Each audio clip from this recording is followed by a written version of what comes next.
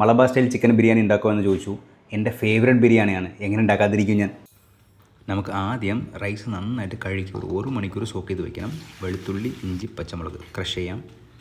എണ്ണ ചൂടായതിനു ശേഷം നമുക്ക് ഫ്രൈഡ് ഓണിയൻസ്, കാഷ്യൂനട്ടും റൈസിൻസും ഒരുമിച്ച് ഫ്രൈ ചെയ്ത് മാറ്റി വയ്ക്കാം. ഒരു ബിരിയാണി ചെമ്പക്കകത്ത് നെയ്യും ഓയിലും ഒരുമിച്ച് ചൂടാക്കിയിട്ട് സ്ലൈസ് ചെയ്ത് വെച്ച് സവള ഒന്ന് വാടി വരുമ്പോഴത്തേക്ക് ആവശ്യത്തിന് ഉപ്പിടാം. ഒന്ന് ബ്രൗൺ ആയതിനു ശേഷം ക്രഷ് ചെയ്ത് വെച്ച് ജിഞ്ചർ, ഗാർലിക്, ഗ്രീൻ ചില്ലി. ഇതിൻ്റെ പച്ച സ്മെല്ല് പോകണം. അതിനുശേഷം വേണം തക്കാളി ഇടാൻ. നമുക്ക് തക്കാളി ജസ്റ്റ് ഒന്ന് കുക്കായി വരുന്ന സമയത്ത് നമുക്ക് കഴുകി സ്ട്രെയിൻ ചെയ്ത് വെച്ചിട്ട് ചിക്കൻ ഇടാൻ. അതിനകത്ത് ഈ ചിക്കൻ ഇട്ട് ഒരു 2 മിനിറ്റ്സ് ജസ്റ്റ് ഒന്ന് സിയർ ചെയ്യണം. ഔട്ടറൊക്കെ ഒന്ന് സിയർ ആയതിനു ശേഷം നമുക്ക് ചോപ്പ് ചെയ്ത് വെച്ചിരിക്കുന്ന മല്ലിയില, പുതിനയില, തൈര്, പിന്നെ പെരിഞ്ജീരകത്തിൻ്റെ പൊടിയും ഗരം മസാലയും കൂടി ഇടണം. ഇതൊക്കെ ഇട്ട് നല്ല രീതിയിൽ ഇളക്കി മിക്സ് ചെയ്തിട്ട് ഒരു 10 മിനിറ്റ് കവർ ചെയ്ത് കുക്ക് ചെയ്യാം.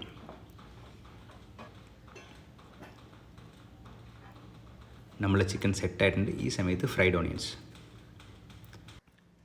ഇപ്പോൾ എല്ലാം കൂടി നന്നായിട്ട് മിക്സ് ചെയ്തിട്ട് നമുക്ക് സെപ്പറേറ്റ് ആയിട്ട് മാറ്റി വയ്ക്കാൻ പറ്റും.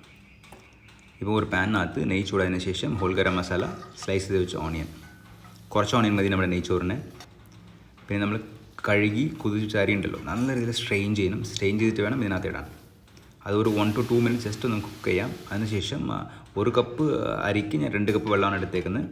ആവശ്യത്തിന് ഉപ്പിട്ടിട്ട് ഈ അരിയും വെള്ളവും ഒരേ ഭാഗത്ത് വരുന്ന സമയത്ത് നമുക്ക് കവർ ചെയ്ത് ഒരു 10 to 15 മിനിറ്റ് ദം ചെയ്യാം. നമ്മളുടെ നെയ്ച്ചോറ് പെർഫെക്റ്റായിട്ട് വന്നിട്ടുണ്ട്. ഇപ്പോൾ നമുക്ക് ബിരിയാണിയുടെ മേലെ അത് ലെയർ ചെയ്യാം.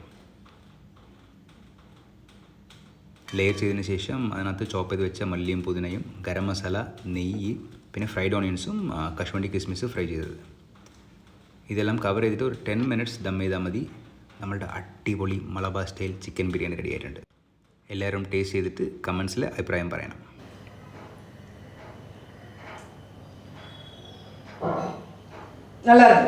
And always remember this, everybody can cook and everybody has to cook.